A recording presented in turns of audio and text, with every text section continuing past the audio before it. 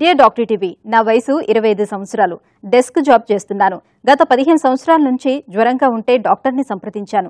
Medicines ఇచ్చారు, వాడుతున్నాను. కానీ గత 3 రోజుల నుంచి తలనొప్పి, నీరసం, ఆకలి మందగించడం లాంటివి జరుగుతున్నాయి. ఇది ఎలాంటి సమస్య, పరిష్కారం ఏంటో తెలియజేయండి అని అడుగుతున్నారు. ఈ ప్రశ్నకు న్యూరో సర్జన్ డాక్టర్ వెంకటేష్ గారు సమాధానం అందిస్తారు. జ్వరం వస్తుంది అంటే చాలాసార్లు జ్వరం వచ్చింది అంటే ఏదో ఇన్ఫెక్షన్ ఉండాలి. 99% ఆఫ్ ద టైం జ్వరము అది 2 వారాల నుంచి వస్తుంది అంటే ఏదో some infection must be there. ఇప్పుడు మీకు హెడేక్ వస్తుంది, దాంతోపాటు వామిటింగ్స్ వస్తున్నాయి, దాంతోపాటు మీరు తినలేకపోతున్నారు, అంటే ఆకలి లేదు, ఆకలి లేమితనము, తర్వాత కొంచెం బరువు కూడా తగ్గినట్టు అంటున్నారు. ఇవన్నీ సిమ్టమ్స్ చూస్తూ ఉంటే ఇది బ్రెయిన్ ఇన్ఫెక్షన్ అయ్యే అవకాశం ఉంది. బ్రెయిన్ ఇన్ఫెక్షన్ కాకుండా వేరే ఇంటెస్టైనల్ ఇన్ఫెక్షన్స్ కూడా అయ్యే అవకాశం ఉంది. కాకపోతే ఏంటంటే మనం చూడాల్సింది తలనొప్పి కంటిన్యూస్గా ఉందా, పొద్దు నుంచి సాయంత్రం వరకు ఉందా, లేదా అప్పుడప్పుడు వచ్చిపోతుందా, తలనొప్పితో పాటు వామిటింగ్స్ ఏమైనా అవుతున్నాయా, తలనొప్పి మెడనొప్పి 2 కలిసి ఉన్నాయా, మెడలు బాగా స్టిఫ్ అవుతున్నాయా, ఇవి చూసుకోవాలి. అటువంటి పరిస్థితుల్లో మీరు తొందరగా ఒక డాక్టర్ని సంప్రదించాలి. బ్రెయిన్ ఇన్ఫెక్షన్ ఉందా లేదా అనేది దాన్ని డాక్టర్ ఎగ్జామిన్ చేసిన తర్వాత చెప్పగలుగుతాడు. ఒకవేళ అట్లాంటిది ఏమన్నా అయి ఉంటే మనం ఫస్ట్ ఒక స్కాన్ తీసుకోవాలి, బ్రెయిన్ స్కాన్, CT స్కాన్ తీసుకోవాలి. తీసుకొని బ్రెయిన్లో ఏమన్నా వేరే ప్రాబ్లమ్స్ ఏమైనా ఉన్నాయా అని చూసుకోవాలి. ఆ తర్వాత వెన్నులోంచి సెరెబ్రోస్పైనల్ ఫ్లూయిడ్ అంటాం, అది తీసి టెస్ట్కి పంపించాలి. అది పంపించడం తర్వాత అది ఏం ఇన్ఫెక్షన్, అది టీబీ ఇన్ఫెక్షనా లేకపోతే రెగ్యులర్ మామూలు అంటే బ్యాక్టీరియా ఇన్ఫెక్షన్ తెలుస్తుంది. అంటే ఇది బ్రెయిన్ ఇన్ఫెక్షనే అని ఖచ్చితంగా చెప్పడానికి 3-4 సిమ్టమ్స్ ఉంటాయి. Headache, vomitings, blurring of vision, అంటే కళ్ళు కనపడము, చాలా నీరసంగా ఫీల్ కావడము, తర్వాత మెడనొప్పి అట్లా రావడము, కాన్సన్ట్రేట్ చేయలేకపోవడము, ఇవన్నీ మన సిమ్టమ్స్ అనమాట. తర్వాత డాక్టర్ గారు చూస్తారు మీకు మెడ స్టిఫ్నెస్ ఉందా లేదా. మెడ స్టిఫ్నెస్ ఉంది అంటే అది మెనింజైటిస్ అంటాము, బ్రెయిన్ ఇన్ఫెక్షన్ కావచ్చు. ఇంతకుముందు ఎప్పుడైనా చెవిలో ఏమైనా ఇన్ఫెక్షన్ ఉందా, లేకపోతే ముక్కులో ఏమైనా ఇన్ఫెక్షన్ ఉందా, సైనసైటిస్ ఉందా, ఎందుకంటే ఇక్కడ నుంచి కూడా బ్రెయిన్లోకి ఇన్ఫెక్షన్ స్ప్రెడ్ అయ్యే ఛాన్సెస్ ఉంటాయి.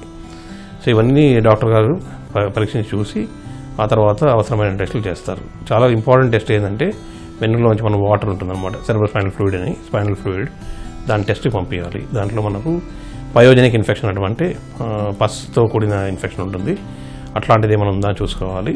లేదంటే టీబీ ఇన్ఫెక్షన్, ఇవి 2 చాలా కామన్ అనమాట. దీనివల్ల ఒక్కొక్కసారి బ్రెయిన్లో వాటర్ పెరుగుతుంది అనమాట. బ్రెయిన్లో వాటర్ బ్యాగ్ ఒకటి ఉంటుంది, దాన్ని వెంట్రికల్ అంటాము. దాంట్లో రోజు వాటర్ వస్తుంటుంది, రోజు వాటర్ వెళ్ళిపోతుంటుంది అనమాట కిందకి. అంటే అదే వాటర్నే మనము స్పైన్లో నుంచి తీసి టెస్ట్కి పంపిస్తుంటాం. ఆ వాటర్ కిందికి వెళ్ళే త్రోవ ఏదో ఉంటుందో, బ్రెయిన్లో నుంచి కిందికి స్పైనల్ కార్డ్లోకి వెళ్ళే త్రోవ ఏదో ఉంటుందో అది టీబీ ఇన్ఫెక్షన్స్లో కానీ వేరే ఇన్ఫెక్షన్స్లో కానీ బ్రెయిన్ ఇన్ఫెక్షన్స్లో బ్లాక్ అయ్యే అవకాశం ఉంటుంది.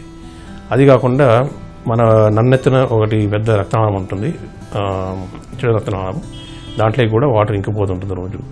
అవి రెండిట్లో ఏదైనా, టీబీలో అయితే చాలా వరకు ఈ రక్తనాళంలోనే బ్లాక్ ఉంటుంది అనమాట.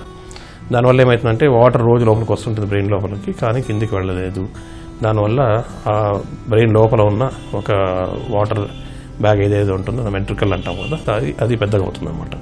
దానివల్ల చుట్టుపక్కల ఉన్న బ్రెయిన్ మీద ప్రెషర్ పడి దానివల్ల హెడేక్, వామిటింగ్స్ స్టార్ట్ అవుతాయి.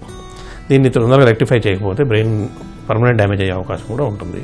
అందుకోసమే ఫస్ట్ ఈ ఇన్ఫెక్షన్ ఇది అల్టిమేట్గా ఇన్ఫెక్షన్ ట్రీట్ చేయాలి. ఆ ఇన్ఫెక్షన్ వల్ల వచ్చిన కాంప్లికేషన్ ఇది, దీన్ని హైడ్రోకెఫలస్ అంటాము.